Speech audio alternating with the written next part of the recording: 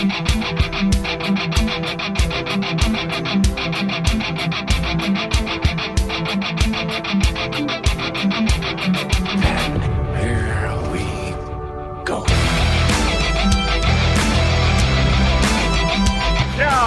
bring on the Mountaineers. Goes around about after 50, the 10 to 5. A touchdown with Virginia. He did it. He did it. That's what Dwight Beavers and he's gone. Touchdown. Tavon Austin.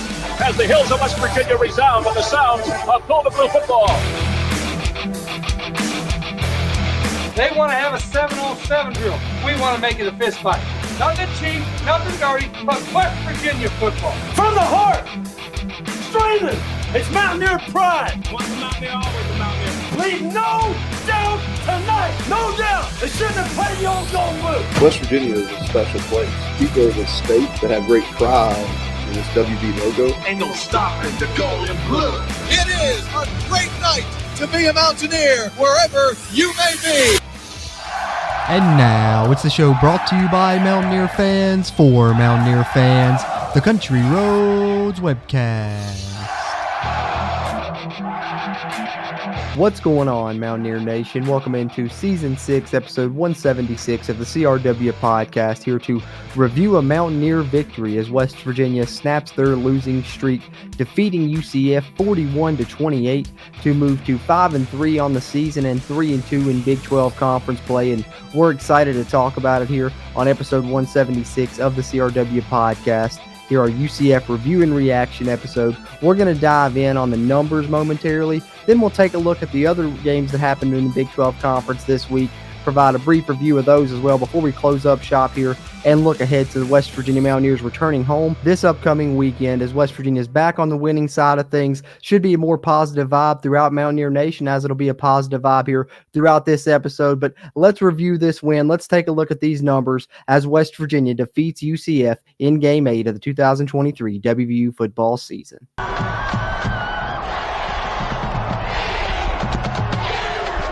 All right, we're going to lead things off here with the team statistics, but before we get into our stat review of the numbers, both team-wise and individually for this win for West Virginia, I want to say thank you guys for tuning into this episode, whether you're viewing it or listening to it. And if you are viewing it, we appreciate you tuning in there, whether it's on the Country Roads Webcast channel or on the web there at wvsportsnow.com, where you'll find all kinds of great Mountaineer sports content.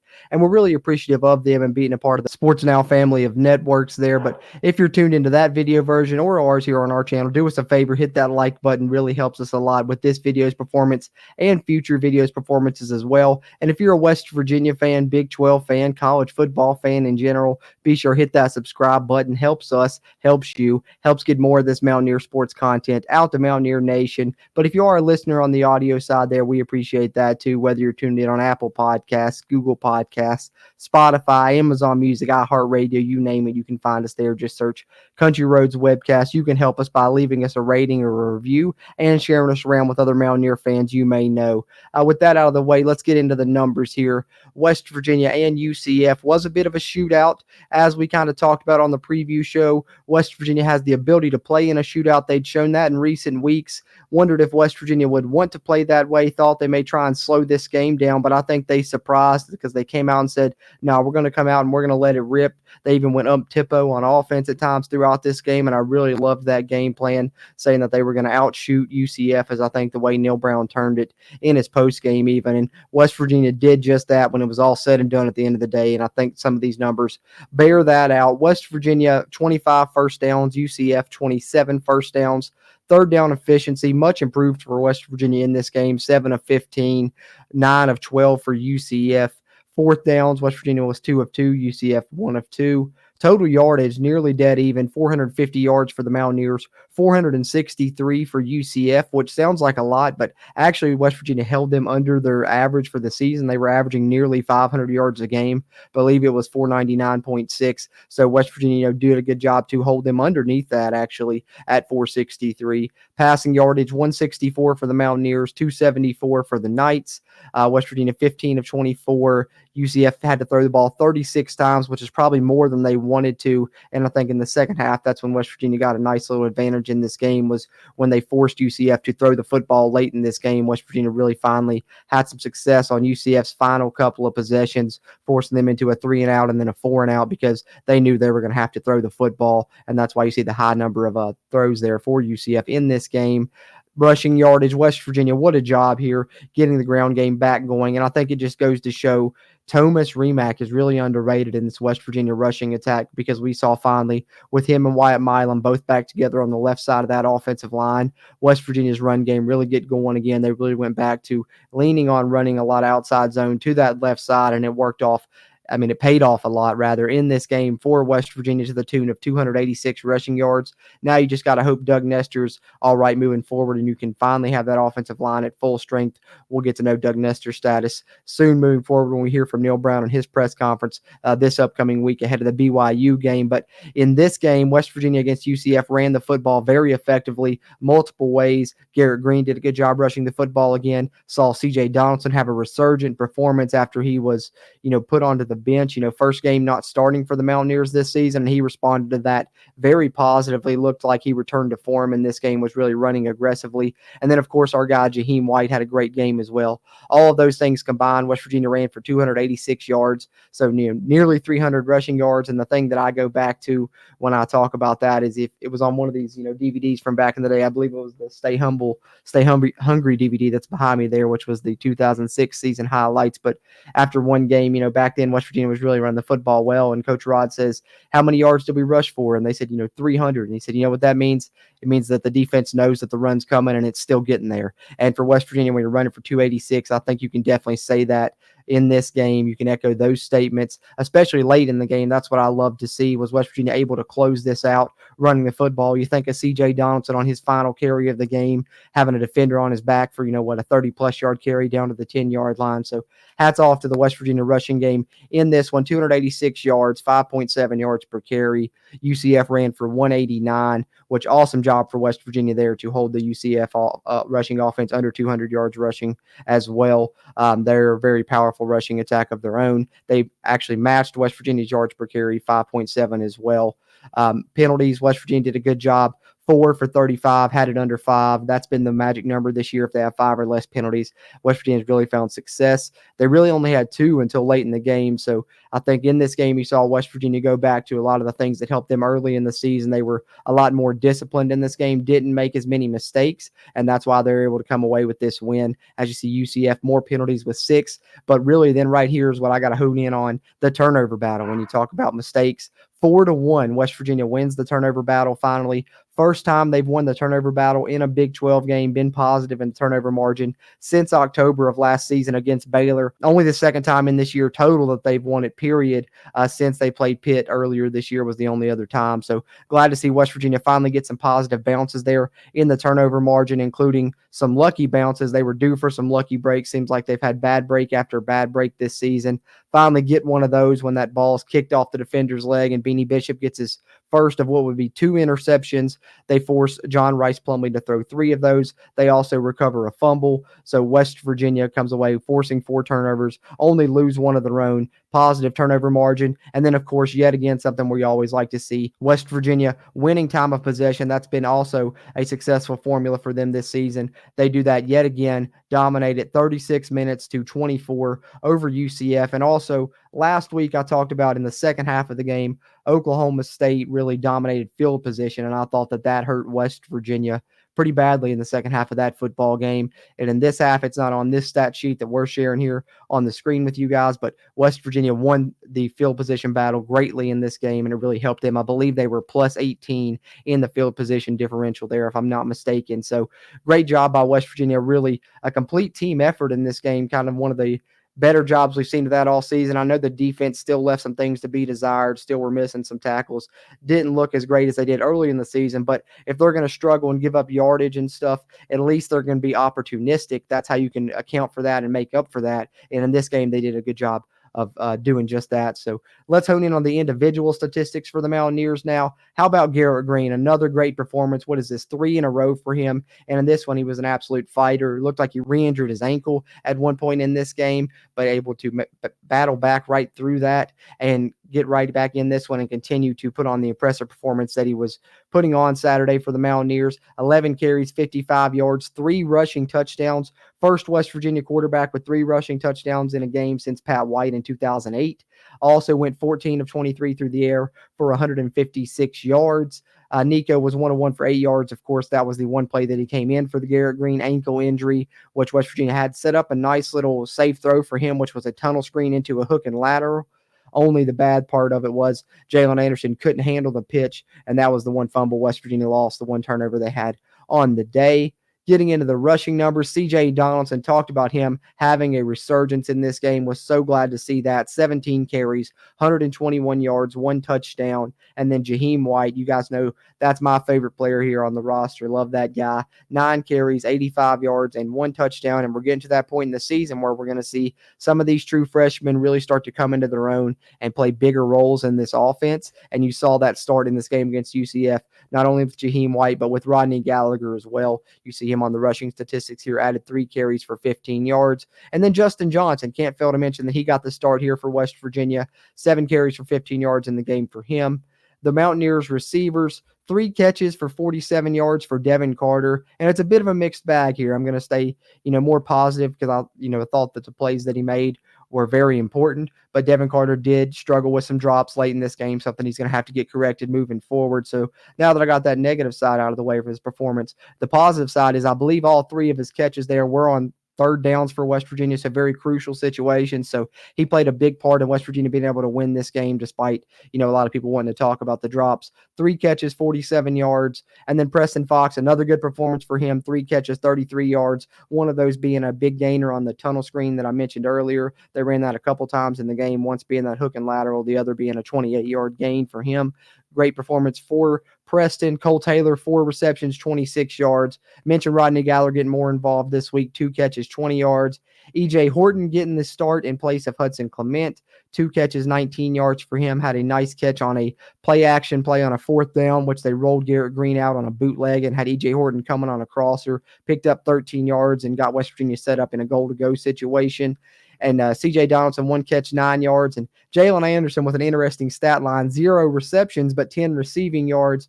And that is because the hook and lateral that I mentioned earlier, that's kind of the way they break that up. Whoever catches the pass initially, which was Preston Fox, gets the reception, but the person they lateral to gets all the yards. So Jalen Anderson doesn't get credit for the reception, but gets the 10 yards. Unfortunately, gets the fumble, and you hate to see that because you got kind of wonder if we'll see Jalen Anderson again. That was the first time we'd seen him since the Houston snafu, the pass that went through his arms and turned into an interception.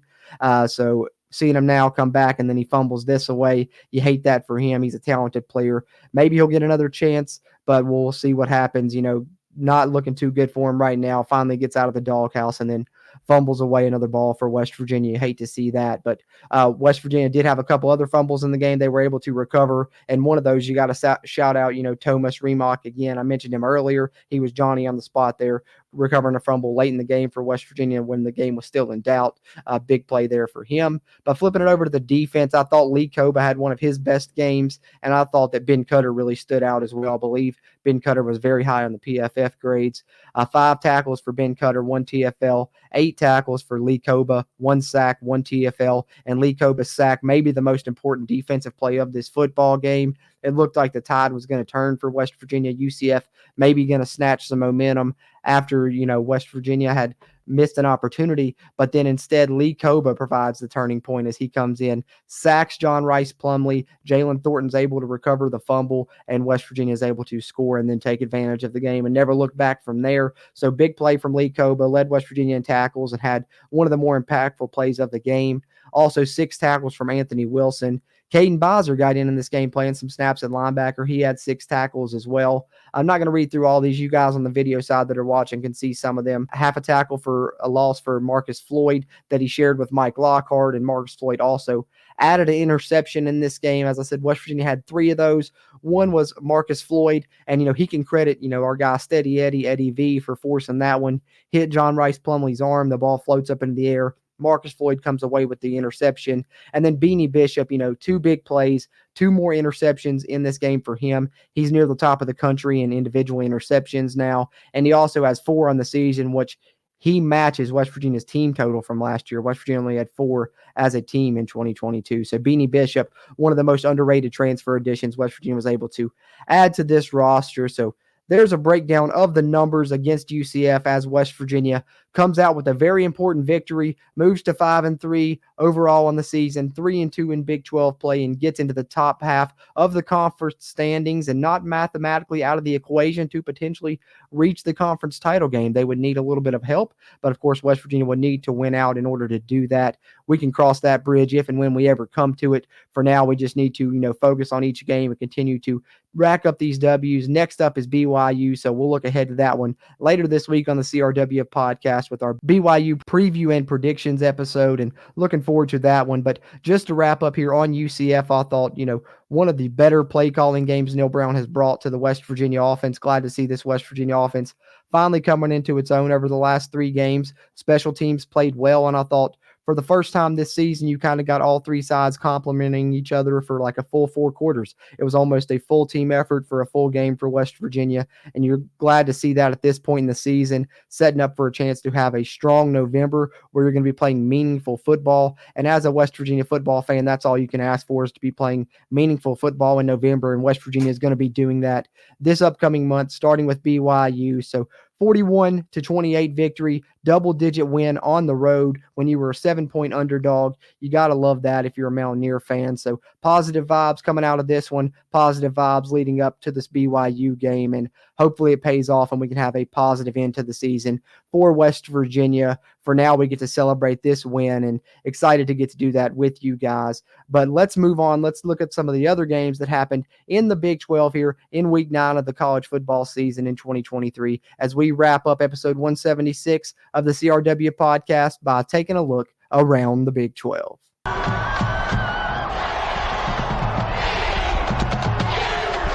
All right, some results around the Big 12 here in Week 9 of the season. How about Kansas State? I thought they'd win handedly over Houston. I was a little bit concerned about Houston, where Houston's head was at. I thought, Kansas State's really coming into their own offensively, and they put on a heck of a performance. The Little Apple there in Manhattan's a really tough place to play. They proved that yet again. A shutout victory over the Fighting Dana Holgersons. 41-0. They take down Houston. Talked about the Mountaineers, of course, defeating UCF 41-28. UCF's losing streak continues as well. They're now 0-5 in the conference, and it's tough to see because that's such an explosive UCF offense. Their problems, obviously, on the defensive side, but got to think a conference win's coming from them soon with all the weapons they have there on the offensive side. And then Texas handles West Virginia's next opponent, BYU, pretty easily, despite the fact that they don't have Quinn Ewers. The BYU offense really struggled in this game, as has kind of been the case all season, particularly the rushing offense. BYU has not been able to run the football this year. They've been pretty one-dimensional, and Texas's defense was pretty much able to shut them down there in Austin for a 35-6 victory. So BYU, coming off a loss to Texas, will head into Morgantown this weekend for the upcoming game. And then Iowa State hits the road to get a road conference win, and they continue to impress. They're up there tied for first in the Big 12 conference standings now. 30-18 victory over the Baylor Bears, who continue to struggle this season. But Rocco Becht, Iowa State, Matt Campbell, a lot of people were talking about him being on the hot seat following that loss to the Ohio Bobcats earlier in the season. But talk about a big bounce back in a year when they weren't expected to do much following that gambling scandal. Here we are heading into the last month of the season, and they've got a chance to compete to make the conference title game. 30-18 win there in Waco leaves them in the position to do just that. And then Oklahoma State in the nightcap game, easily handling the other Big 12 newcomer, Cincinnati, really pulling away there in the second half. 45-13 in Stillwater, as we expected Oklahoma to win this game. But of course, the story coming out of it has been the story in recent weeks for Oklahoma State, as we well know as Mountaineer fans, and that, of course, is Ollie Gordon. Another 200-plus yard rushing performance, 271 yards rushing against Cincinnati. So that's 550 yards rushing over the past 2 weeks for Ollie Gordon, who not only has Oklahoma State competing for a Big 12 title heading into Bedlam, which is a very important Bedlam game setting up now, but also has his name getting put into Heisman conversations, and rightfully so for OG2, having a phenomenal season there for the Cowboys, and Bedlam's going to be fun this upcoming week. And speaking of Bedlam, our game of the week in the Big 12 Conference this week, if you tuned into our UCF preview and predictions episode, was the Kansas-Oklahoma game. And I went out on a limb and I took the Jayhawks. I said, I just had a feeling. I said, call me crazy, but I thought Kansas was going to win this football game. And man, they made me look good, didn't they? How about those Jayhawks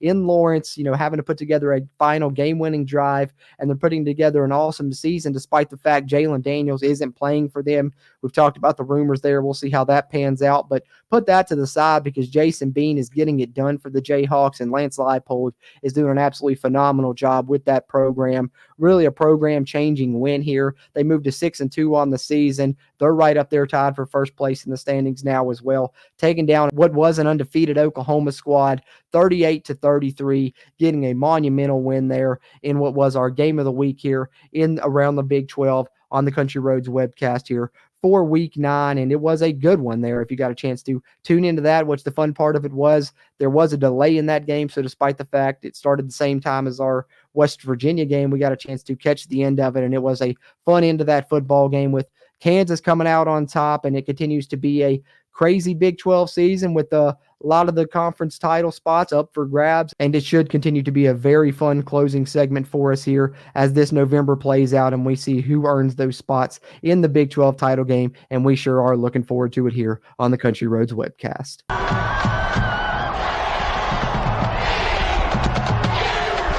So there you have it, Mountaineer Nation. A little bit more brief episode this week, but got to head to work, so I had to try and record this morning before work. Was thinking I was going to have the day off today. Got called in, so I had to try and, wrap up a shorter episode for you guys, but wanted to get a UCF review out to you guys. We're going to be recording a BYU preview and predictions episode over the next couple of days, so be on the lookout for that coming out later this week. And, of course, on the channel, going to have the snap count stream and everything else that we do on the Country Roads webcast throughout game week. Plenty of Mountaineer sports content, especially with basketball season starting now. We're going to be covering that as well. So subscribe to us on the Country Roads webcast. Subscribe to the West Virginia Sports Now YouTube channel. Check out our show and all their great Mountaineer sports content on the web there at wvsportsnow.com. And if you want to stay tuned to exactly when our content is releasing, you can follow us on social media to be able to do that on X at WVU Country Roads webcast on Facebook and Instagram. And I hope you guys have enjoyed listening or watching to this episode here on 176